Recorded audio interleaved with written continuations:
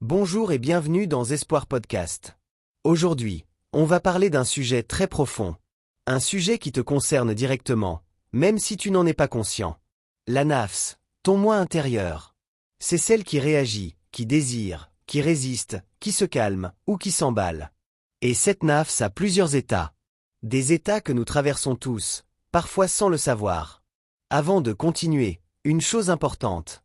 Personne n'est figé dans un seul état. La nafs change. Elle monte. Elle descend. Et souvent, dans une seule journée. Tu peux passer par les trois états. La nafs amara, c'est celle qui ordonne. Elle ne demande pas la permission. Elle ne réfléchit pas longtemps. Elle dit « J'en ai envie. Je le mérite. Après, je verrai. » Les signes concrets. Tu réagis à chaud. Tu suis tes pulsions. Tu cherches le plaisir immédiat. Tu trouves toujours une excuse à tes erreurs.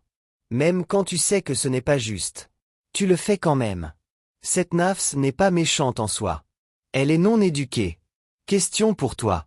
Est-ce que tu te surprends parfois à agir contre tes propres valeurs? La nafs lawama, c'est la nafs qui réveille la conscience. Elle arrive après l'acte. Elle te fait ressentir du regret, un malaise intérieur. Une voix silencieuse qui dit « Tu peux faire mieux que ça ». Les signes. Tu te reproches certaines réactions. Tu n'es plus à l'aise avec certaines habitudes. Tu veux changer, mais tu luttes encore. Cette nafs fatigue. Mais elle est un immense cadeau. Parce qu'elle marque le début du changement. Question pour toi. Est-ce que ton cœur te parle quand tu fais une erreur? La nafs mutmaïna, c'est la nafs en paix. Pas parce que la vie est facile. Mais parce que l'intérieur est stable. Les signes. Tu prends du recul avant de réagir. Tu acceptes ce que tu ne peux pas contrôler. Tu fais le bien sans chercher à être vu. Tu ressens une paix discrète, mais solide. Cette nafs ne supprime pas les épreuves. Elle change ta manière de les vivre. Tu n'as pas besoin d'être parfait. Tu n'as pas besoin d'être déjà mutmaïna. Tu as juste besoin d'être honnête avec toi-même. Alors dis-moi. Aujourd'hui. Quelle nafs prend le dessus dans ta vie?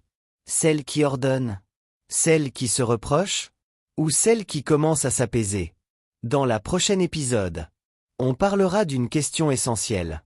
Comment éduquer la nafs, sans la briser? Et sans la laisser diriger ta vie? À très bientôt.